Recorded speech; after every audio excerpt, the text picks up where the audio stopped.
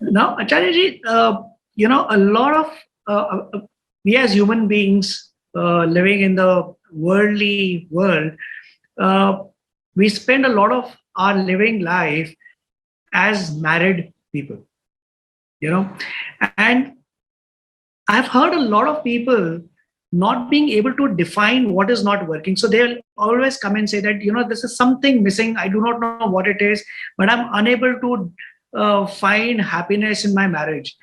And we have also gradually started moving towards divorce being an easy exit because everybody says you don't have to be in a toxic relationship.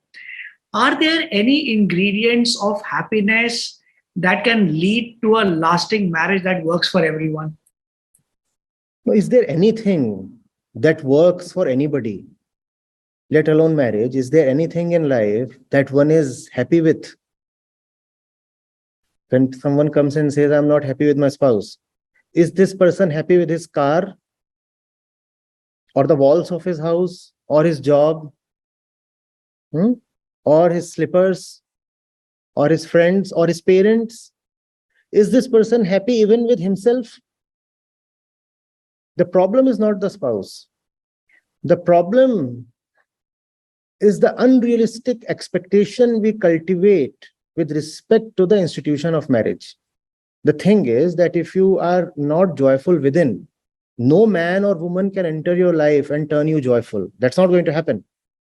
But then popular literature and romantic philosophy and the movies, they have led us to believe that irrespective of how rotten we are within, some magical person will enter our life and totally transform it. Now that cannot happen. When this fellow who does not know why the wife is not able to give him what he wants comes to us and he says, this is my condition, I would ask him, is there anything that pleases you? Forget the wife. Before the wife came to you, you still had already lived for 25, 30 years. What was the quality of your life then?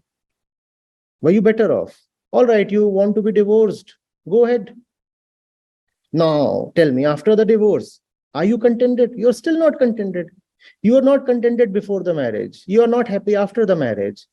In between, there is this mirage called marriage. How is this going to succeed? So no marriage can actually, ever succeed. The institution of marriage is a very practical thing. We are animals. And if man and woman are not formalized by way of religion and by way of law into a relationship, then there is the possibility of utter chaos and total anarchy. And we do not know what would happen to the kids that would be born from that anarchy.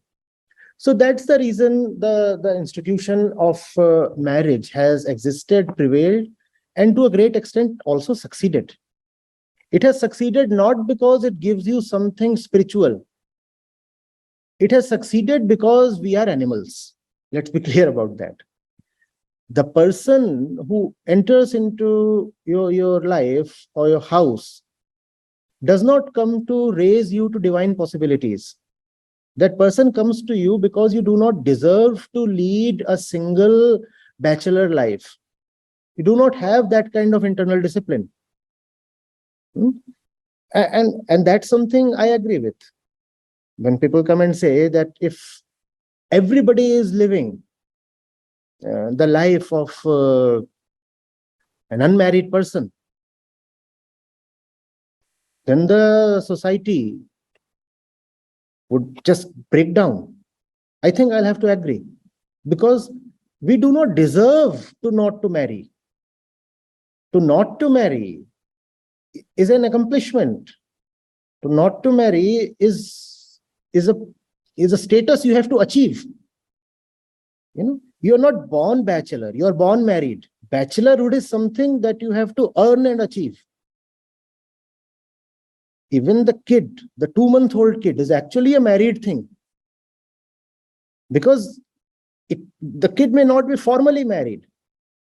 The kid may not have one particular wife, but the kid is lonely and always looking for company. And the kid has the seeds of lustfulness and blind sexuality already embedded in his body. In that sense, the kid is already married, even at the age of 2 months. So one has to then become unmarried through the spiritual process. And that is what the scriptures called as taking your second birth, Dvij, twice born, born again. No, that's not born again. That's actually divorced. What you call as taking your second birth is actually a divorce from the wife that you carry from the mother's womb. What's the name of that wife that we carry from the mother's womb? Prakriti. So we already have a wife. And all the women already have a husband. Just as we bring wives to the world when we are born as twins. We are born as couples. I am born and my wife is born. Who am I? I am Purush, she is Prakriti. Similarly, all women too are born with husbands. The thing is to get divorced. All spirituality then in some way is the art of successful divorce. Can you be rightfully divorced? And when you attain that divorce in classical language is called separation between Purush and Prakriti. That divorce is another name for witnessing or distant observation. Observation without involvement. That's the name of the divorce. So that's, you see, something quite arduous. No? All of us are not even willing to take that challenge up. And since we are not willing to take that up, therefore, we are condemned to get married again. So marriage is a necessary condemnation. Why? Because marriage, you see, is just a manifestation of the state you are in right since your birth. The wife is there, but the wife is not visible. The kid is just 2 months old, so the wife is not visible. When the kid gets formally married, then the wife becomes visible. Now you can say, oh, there is the wife. But the wife was always there. The wife was in the mind. The kid was always married. People say, I'm already in love. It's just that I'm looking for a girl now. That's the condition of most youngsters. Similarly, everybody is already married. It's just that they don't know the face and the name and the body of the wife.